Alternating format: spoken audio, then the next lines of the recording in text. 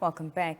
The Namibia Mineworkers Investment Holdings Company, also known as NAMMIC, has demonstrated its dedication by empowering Namibians by investing over 60% of its portfolio in housing development across the country.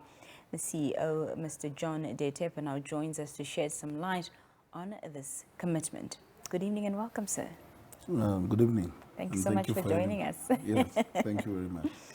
Just from your point of view, Mr. Ndeutepo, share your view of the current state of housing in Namibia. Well, the current state of housing in Namibia is in a very bad state, given the fact that houses are under any environment very expensive assets to own and very hard to come by as well for average Namibians. So the state is quite bad.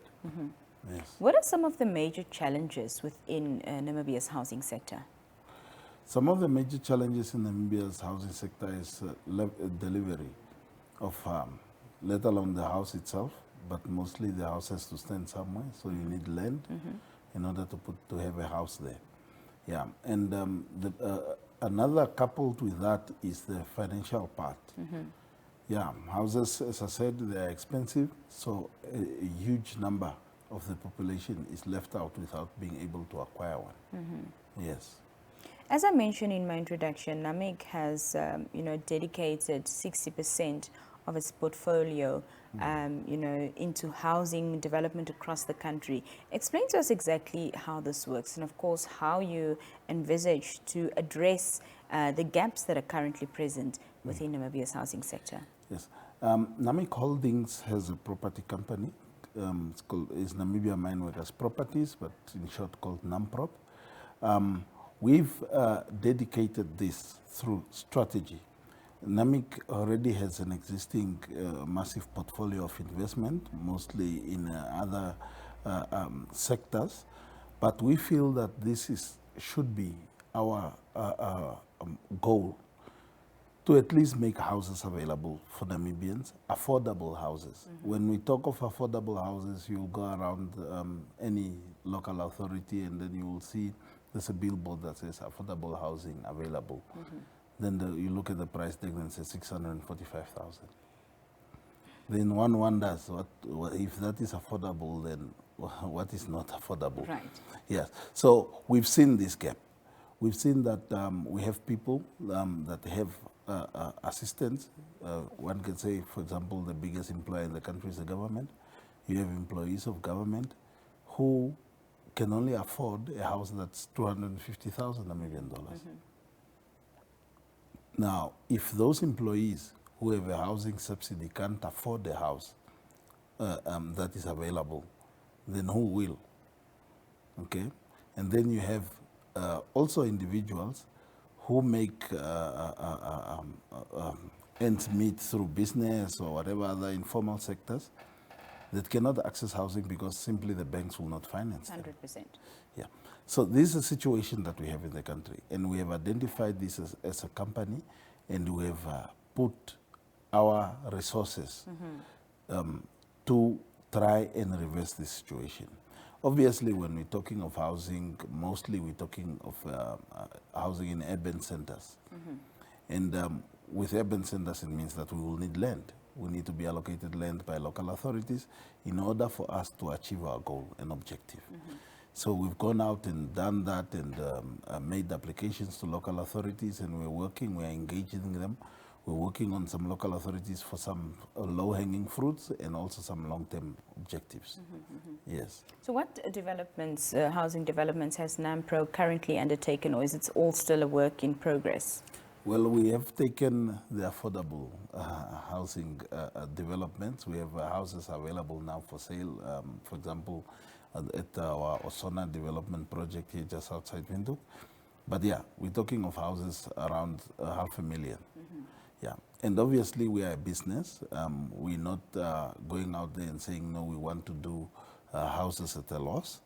However, what we want to do differently from the developments that we currently have is that let's try and achieve land, service land at an affordable price, so that if we can do construction of a decent house or a decent home for about 150K, we will not try to sell this house on valuation.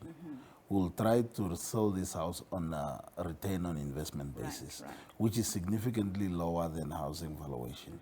So that makes the house accessible at a much reasonable price than selling the property on valuation.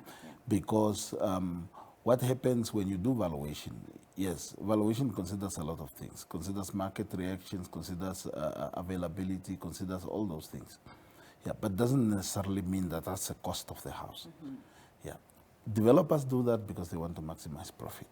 Now we are taking a bold step and said, okay, if we have this money, we would have invested it somewhere in any case. But if we are willing to accept a return on investment of, say, 7 or 10%, why can't we accept that on housing? After all, we have provided a roof over somebody's head. Yeah. So what it would mean is that we'll be making very little profit. However, we'll be answering a national problem. Yes. 100%. Yes. Other than the Osona development, outside of the Windhoek area, where else are you busy developing? We have recently acquired a piece of land in Walfish Bay. Yeah. However, that a piece of land, as you know, when we acquire land, depends who we acquire it from. If we acquire land from a developer, you know it's already on the top side of the dollar. Yeah. So those are the issues. We want to collaborate more with the owners or the administrators of the land, like the local authorities, so that we are able to get this land at reasonable prices.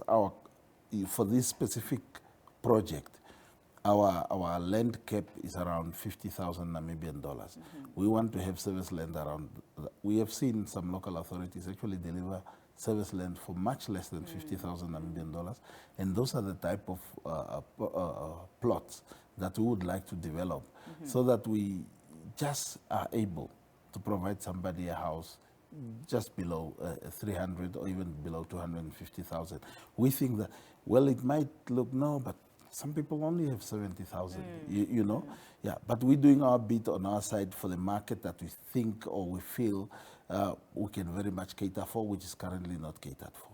And I believe that other players in the industry will also deal with the other market segments.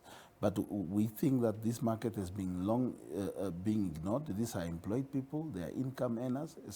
You have come across, we are a trade union company, so we want to support those workers who earn an income but currently homeless. Yes. Well, a very noble cause you're trying to champion here indeed. What word of advice do you have for those, that play a critical role in providing dignified homes to the average Namibian? Well, those that have a critical role in providing a house to a Namibian will be everybody that's involved in the process. Now, virgin land in a local authority requires to be planned, designed, serviced, and then you have contractors that needs to build and all those things. Now, in this value chain, there are some instances, and most of the industries in this value chain are self-regulated. And the fees, local authorities can't afford those fees, to deliver as much plots as required. And I think that's something that we need to address. And all the other role players, housing is a basic need, and everybody needs to have at least a roof over their head. So there's nothing wrong with having commercial housing and housing for people that can really afford. But those costs need to be channeled back to assist those that cannot afford. And it's very important that we see this aspect from all the stakeholders, being it the government, especially when it comes to bulk infrastructure. You might be able to afford the brick and mortar to put up your house, but you will not afford to pay for a pump station, to pay for a water reservoir, or even a reclamation plant. So those bulk infrastructure, if we can have proper design interventions for the state to cover those costs, and allow the citizens or the residents of local authorities to cover the basic costs, maybe like a connection to your house, electrical meter, you know, that will go a long way in ensuring that most of our people have a roof over their head. And then we as investors, as business entities in the sector, yes, it's nice to make a huge profit over one property, but it would be much nicer to make a reasonable profit over 100 properties, you know? So the calling should not just be making money, but it should also be answering the problem. Yeah. We are in business to provide solutions to society's problems. Mr. Ndeutepo, it was lovely having you here with us this evening. I appreciate your time. Thank you very much for having me. That was Mr. John Ndeutepo, the CEO of the Namibia Mineworkers Investment Holdings Company, speaking to us there. We'll be back after this brief break and we touch on some health matters. Do stay with us.